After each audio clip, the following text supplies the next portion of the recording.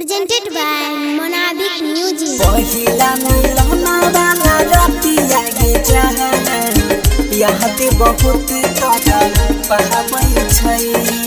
Sai Recording Studio Delhi. पहिला मिलना वाला रतिया गे जहान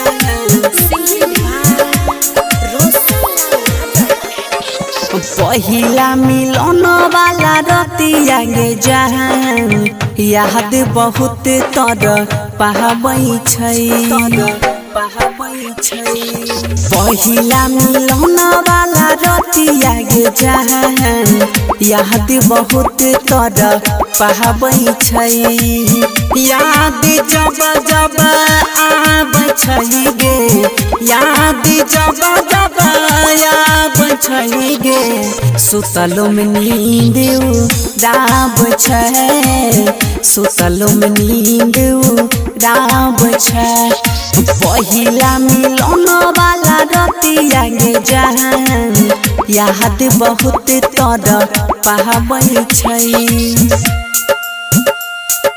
पहिला मिलन वाला रतिया गे जहान याद बहुत तर पाबै छै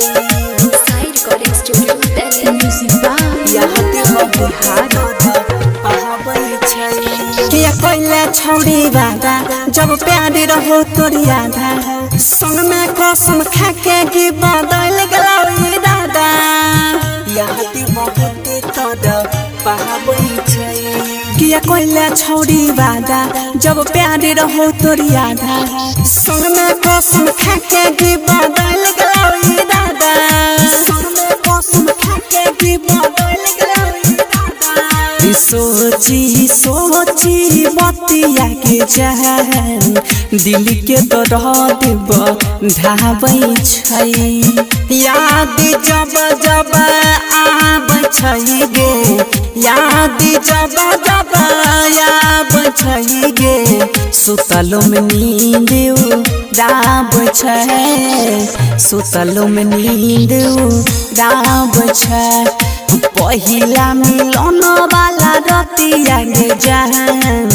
याद बहुत तर पाबै छै पहिला मिलन वाला रतिया गे जहान याद बहुत तर पाबै छै Sai Recording Studio Delhi. Music by याद बहुत तर पाबै छै तोरा मानै दी हो अपना जोड़ा हाथ में दलियौ कंगना तब किया जाय छी गे छौड़ी देखाई के सपना याद बहुत तर पाबै छै तोरा मानै दी हो अपना जोड़ा हाथ में दलियौ कंगना तब किया जाय छी गे छौड़ी देखाई के सपना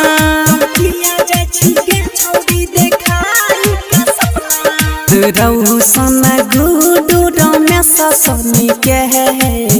याद तोहर भर महाबै छै